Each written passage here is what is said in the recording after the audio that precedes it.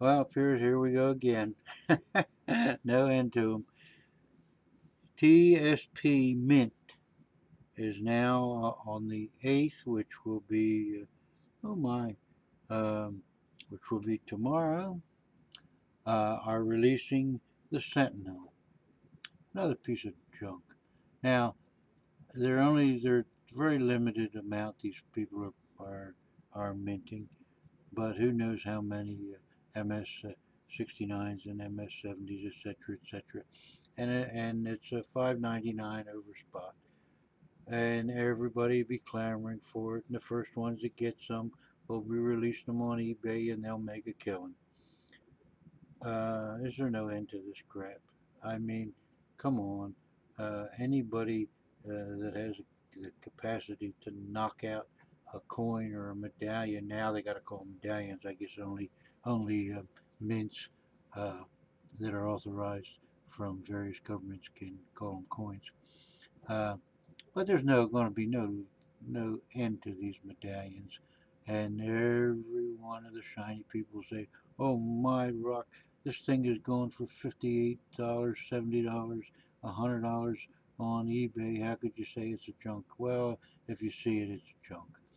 Uh, I just don't understand the willingness of people to jump on these things.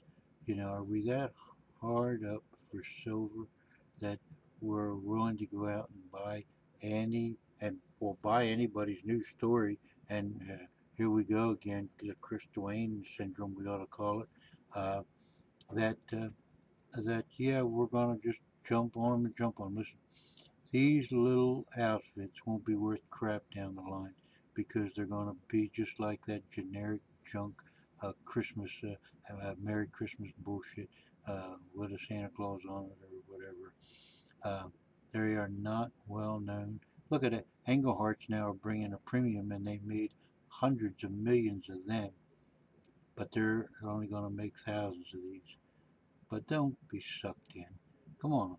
Uh, the people in this little group have got to be more sensitive uh, after the last fiasco, and they have to understand the nature of what these people are doing. Anybody, any fly by night. Next, I expect, this is how I know. I'm going to hear it because he is guiltless. He uh, next, I'm going to expect uh, a silverfish. Silver tongue silver. It smells like fish to me. I love the guy. I mean, he gives a really heartfelt uh, commentary, but there's still a little something back there that I'm not quite sure about. But sooner or later, who knows? Maybe he'll start knocking these things out. All you need is a bucket of very cheap silver. Maybe we'll get those. We'll buy those little pellets that are less than a dollar over spot, and we can dump them in. We can take them scoop by scoop and dump them in our own little machine, and then we can stamp them. We can go to some local guy that does any kind of blacksmithery and have him make us a stamp, and we can put it on our 16-pound maul and put them little babies in there and give them a good whack. And maybe we'll only make 100 of them, and they'll become that much more valuable. Listen, it isn't the numbers that make them valuable; it's the fact that they have a history to them. And even look at these. Recently, I had the option to buy 40 or 20 uh, MS-69 uh, pandas, uh, 2013 for 40 bucks a piece. MS-69. Oh, what the hell's an MS-69? Listen, you can buy tubes of pandas for a lot less than that, but not too much less than that. I saw them on eBay for 11 bucks, and I saw Tom had them for 10 bucks. Brand new pandas and sheets, and they're all at least MS-69s. But these come encapsulated and all. Uh, uh, but what good are they? If there's 8 million of them down there, and 8 million of them when they pop out are probably 69 or 70s, and then they just encapsulate some and then charge a high premium.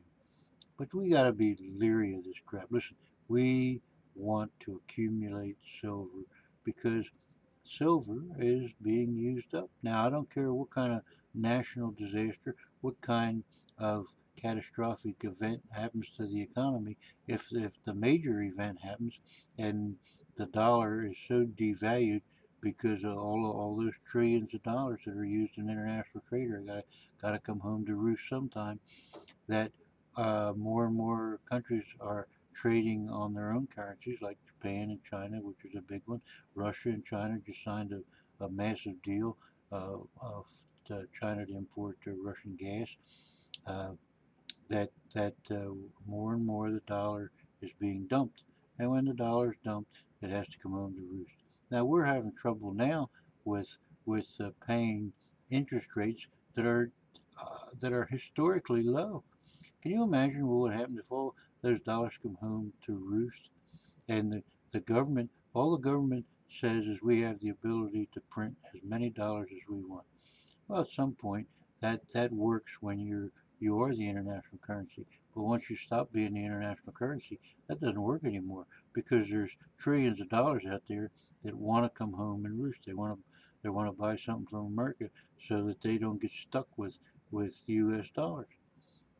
So that'll be good. That'll give us a little spurt. But after that, we are in for some tremendous inflation.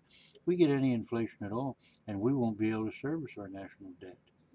And that is when we go, the government goes belly up, and we really go into one hell of a inflationary period, and one hell of a step down that we could go 25, 30% uh, on our living standard. We could take a hit like that, but that will be good for silver, not bad for silver. And the fact that even if we go into a world recession, silver is still going to be used up like crazy. And if the price of silver stays down, silver mines will close, and yada yada yada. You know the whole story from me. You've heard it many times. But let's the story here tonight is let's not get sucked in. Every time some new little gimmicky thing comes out, everybody wants to run off and be part of it. Well, unless you're the first one in line, you're going to get burned. And let's not get burned simply by not participating.